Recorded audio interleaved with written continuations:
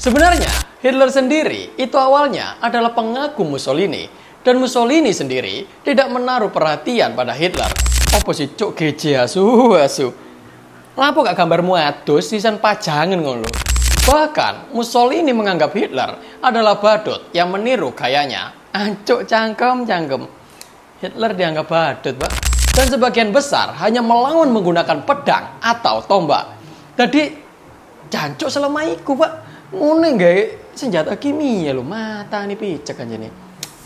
Oke, ketika kita sudah menyelesaikan seminggu bersama Hitler dan masih sedikit terkait Italia yang menjadi beban pada Perang Dunia Kedua, rasanya kok kurang elok ketika tidak memberikan konteks kenapa Italia dianggap sebagai beban. Sebenarnya, semua itu tidak lepas dari pemimpinnya Italia yang bersahabat dengan Hitler, yakni Benito Mussolini. Karena beliau memimpin dengan ekspektasi yang terlalu tinggi, tapi realitas yang ala kadarnya. Ia juga sering impulsif dalam mengambil keputusan, sehingga malah mengganggu pergerakan Adolf Hitler. Nah, saya akan merangkumnya juga dalam playlist 3 hari untuk Mussolini, agar pembahasannya bisa detail, runut, dan mudah dicerna. Oke, dalam video pertama ini, kita akan membahas terkait pribadi Mussolini terlebih dahulu. Siapa sih Mussolini? Mengapa dia menguasai Italia? Dan kenapa Hitler bisa begitu percaya dengan dia? Nah, sebelum itu, jangan lupa subscribe buat Anda yang baru mampir ke channel ini. Dan selamat datang di Indra Bercerita.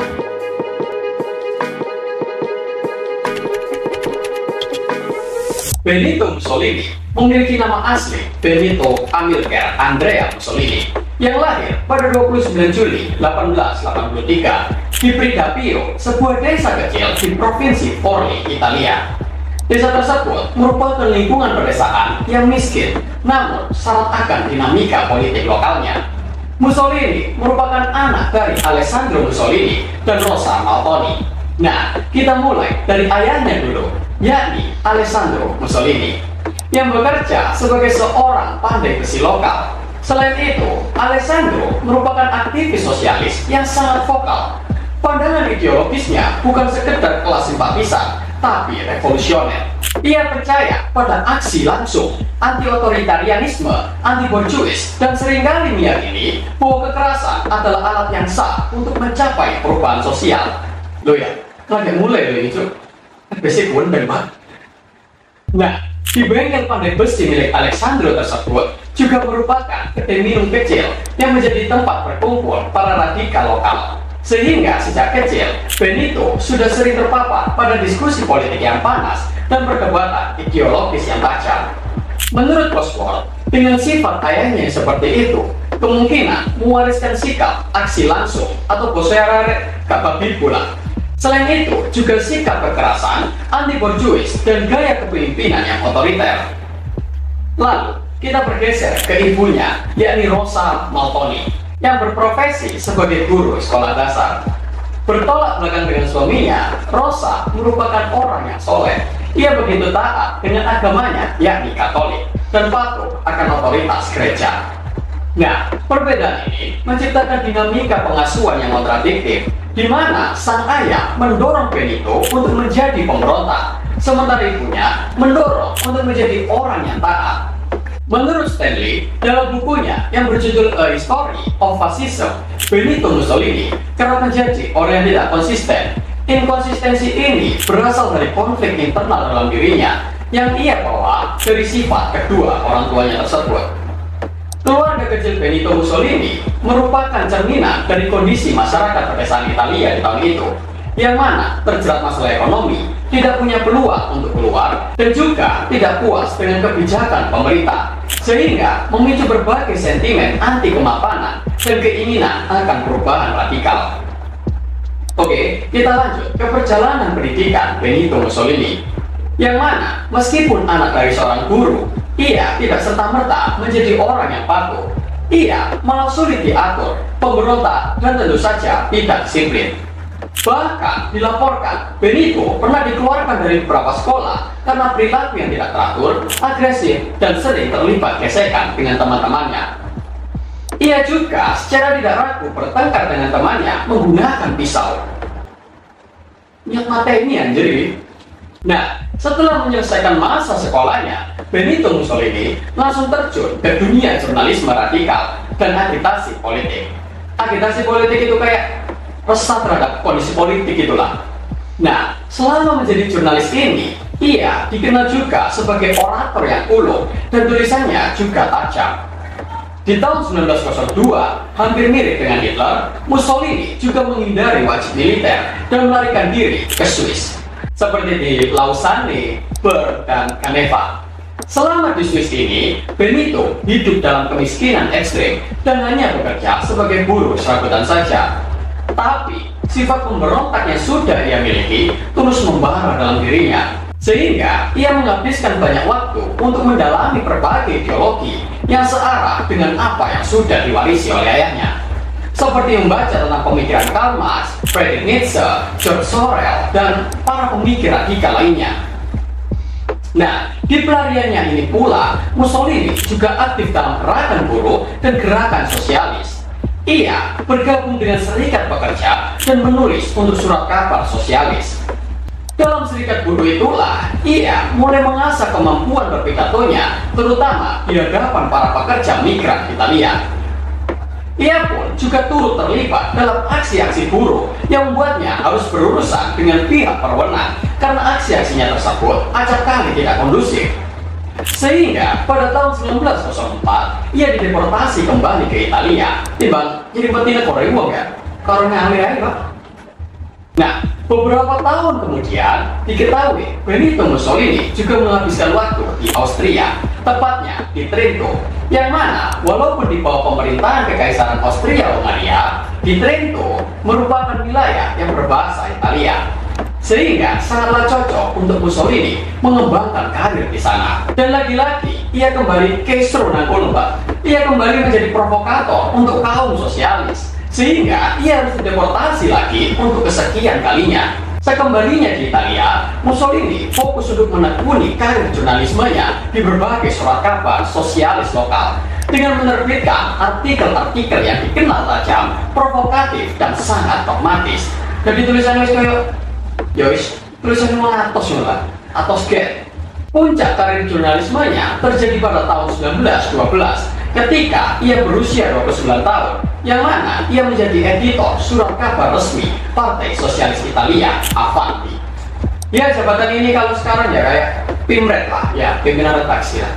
Ia benar-benar menemukan panggungnya di mana menggunakan platform tersebut untuk menyebarkan gagasan-gagasan Marxis, mengutuk kapitalisme, militerisme, dan demokrasi yang hanya menguntungkan kaum berjuis. Di surat kabar ini, ia menunjukkan sifat fasisnya dengan memimpin gaya otoriter, tidak menolerir perbedaan pendapat, dan yakin mutlak tatak pada pandangannya sendiri. Wis, watos ini wis. Pokoknya selain Mussolini kabeh salah Pak. Singkat cerita, pada Agustus 1914, Perang Dunia I bergulir dan juga turut menggeser pandangan Mussolini. Ia melihat gelombang nasionalisme yang kuat melanda seluruh Eropa dan mulai meyakini bahwa perang bisa menjadi bidang bagi revolusi. Secara radikal, ia melihat bahwa perang bisa membersihkan Italia dari kelemahan dan membawanya ke era kejayaan baru. Ia pun mendukung intervensi Italia dalam perang, yakni berada di pihak Entente yang terdiri dari Inggris, Prancis, dan Rusia. Argumennya kali ini bukan lagi tentang solidaritas proletar yang biasa dibayangkan oleh Marxisme lah, tapi ia menekankan kepentingan nasional Italia dengan ambisi menyatukan wilayah-wilayah berbahasa Italia dalam satu negara. Wis mirip kayak Hitler Pak. Hitler kan ingin menyatukan orang yang berbahasa Jerman ya. Lah Mussolini sing Italia. Nah, pandangan ini tentu berbeda dong dengan partainya yang sosialis, di mana Partai Sosialis Italia lebih menekankan untuk tetap netral dan anti perang.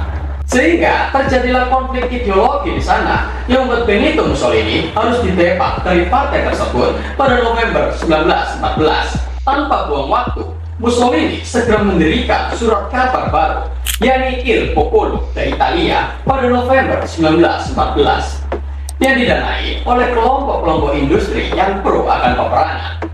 Il Popolo di Italia menjelma menjadi corong baru bagi Mussolini untuk menyebarkan pandangan nasionalisnya dan terus memprovokasi agar mendukung Italia dalam Perang Dunia I. Menurut Stanley, dalam bukunya A History of Fascism, ini adalah langkah pertama Mussolini untuk membentuk ideologi yang benar-benar baru. Pada bulan Mei 1915, Italia benar-benar bergabung dengan pihak NTT dan Mussolini juga turut mendukung langkah tersebut. Tidak hanya sebatas retorika semata, ia dengan sukarela bergabung dengan prajurit Italia dengan pangkat kopral dan bertugas di garis depan. Cocok guys, Kopral Mussolini, Kopral Hitler, cos. Melalui pengalaman perang inilah, Mussolini belajar akan pentingnya disiplin, hierarki militer yang ketat, dan semangat juang bagi semua orang sebagai dorongan motivasi bagi para tentara yang bertugas di garis pertempuran. Ia menjadi semakin yakin bahwa sistem politik liberal yang Italia anut sangatlah lemah, tidak efisien, dan tidak mampu membawa Italia untuk keluar dari krisis. Ia yakin melalui kepemimpinan otoriter yang kuat sajalah yang dapat menyelamatkan Italia dari keterpurukan. Walaupun Italia berada di pihak pemenang, tapi mereka tidak menikmati kemenangan selainnya Inggris dan Prancis. Bahkan ada istilah kemenangannya dimutilasi. Bagaimana kita, Italia, merasa tidak mendapatkan wilayah yang dijanjikan sepenuhnya dalam perjanjian Versailles. Kekecewaan ini ditambah dengan masalah ekonomi yang parah pasca perang, seperti inflasi yang merajalela, pengangguran massal, dan ribuan veteran perang yang merasa tidak dihargai, serta ketakutan yang meluas akan revolusi komunisme seperti yang terjadi di berbagai negara. Nah, keadaan ini sangatlah subur untuk gerakan-gerakan ekstremis yang menjanjikan ketertiban dan pemulihan kekuatan Italia.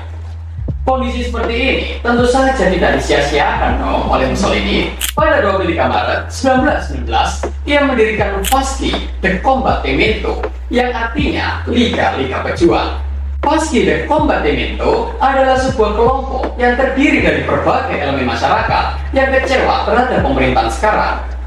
Kelompok itu terdiri dari para veteran perang dan orang-orang ultranasionalis, kaum revolusioner, elemen antisosialis, dan anti-komunis yang bertekad menumpas ancaman kelompok kiri.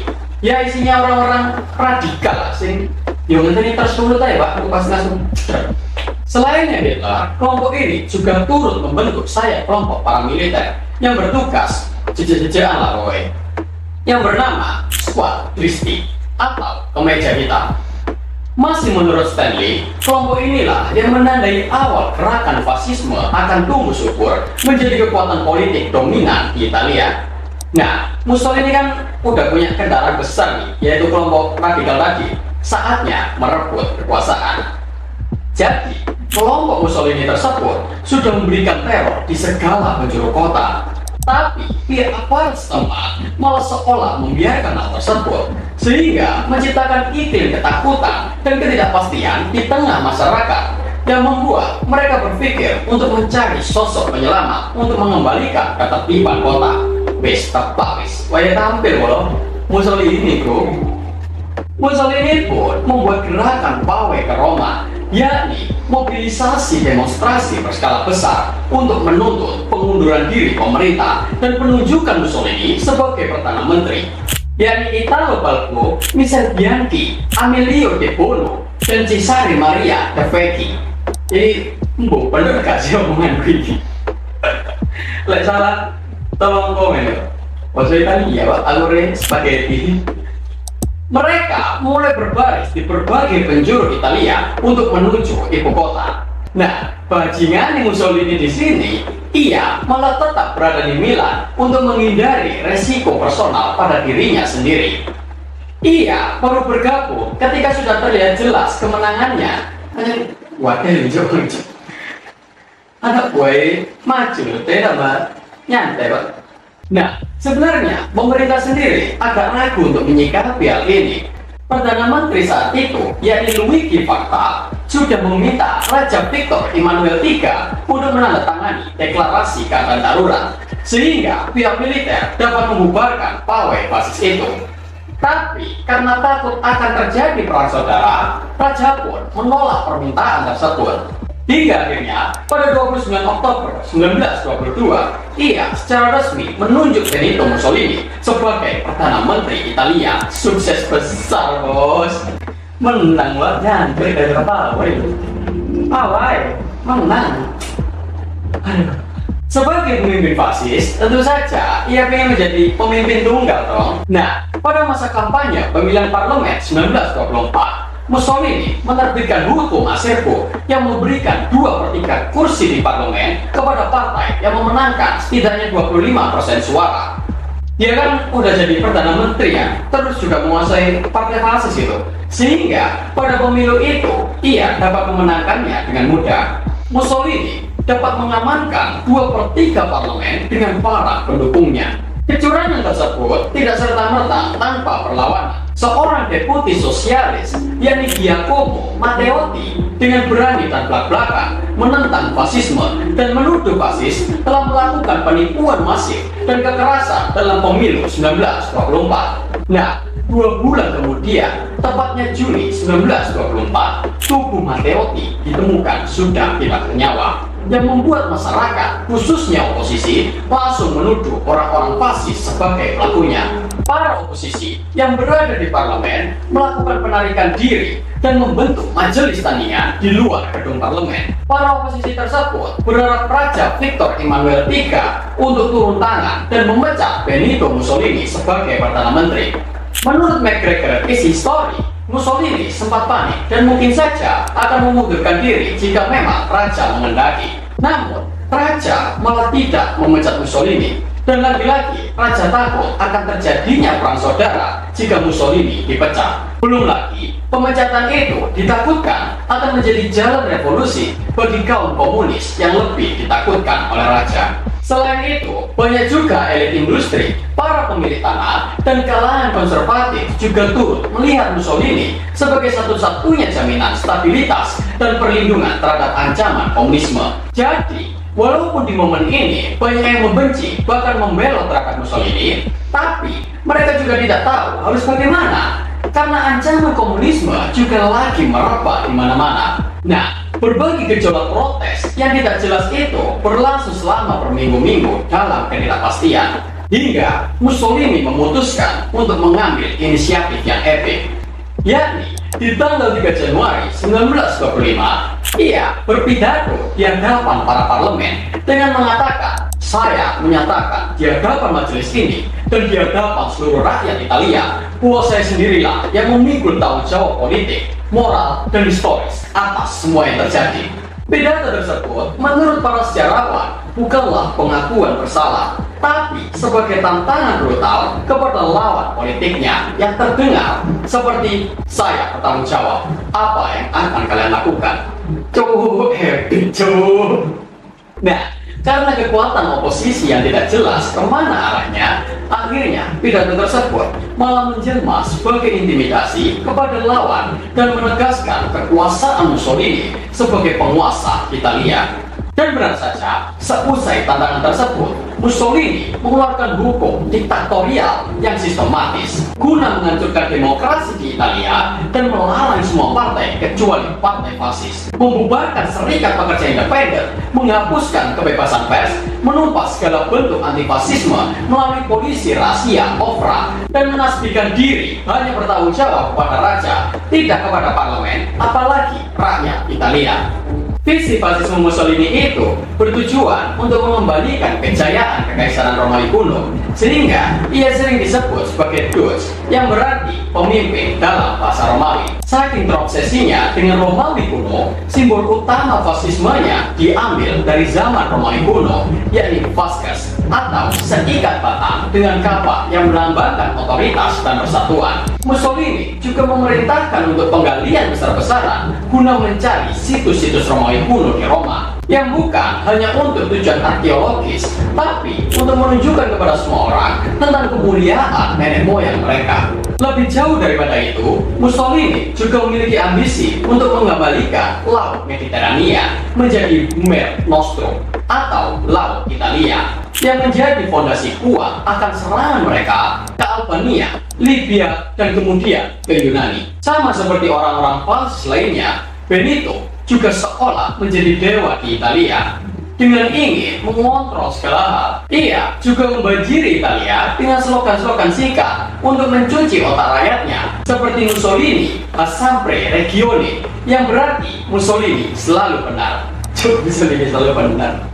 Dan juga credere, obbedire, combattere, yang berarti percaya, patuh, berjuang. Anjay, bisa ya. Menurut Stanley, semua sudut Italia pada saat itu dipenuhi dengan propaganda-propaganda yang menciptakan lingkungan di mana pesan fasis akan selalu Anda lihat dimanapun Anda berada.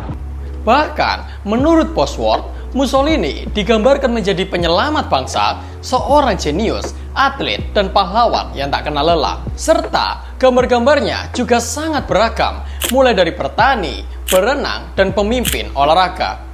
Apa sih cuk geje asu. Lapo gak gambarmu adus sisan pajangan ngono lho. Misale anjen pemimpin fasis sing aneh-aneh, Pak. Oh iya, aku gurung bahas persahabatan sama Hitler ya. Oh iya. Sorry. Sebenarnya Hitler sendiri itu awalnya adalah pengagum Mussolini, dan Mussolini sendiri tidak menaruh perhatian pada Hitler karena awalnya pergerakan Nazi masih kecil-kecilan lah. Bahkan Mussolini menganggap Hitler adalah badut yang meniru gayanya. Ancuk cangkem. Hitler dianggap badut, Pak.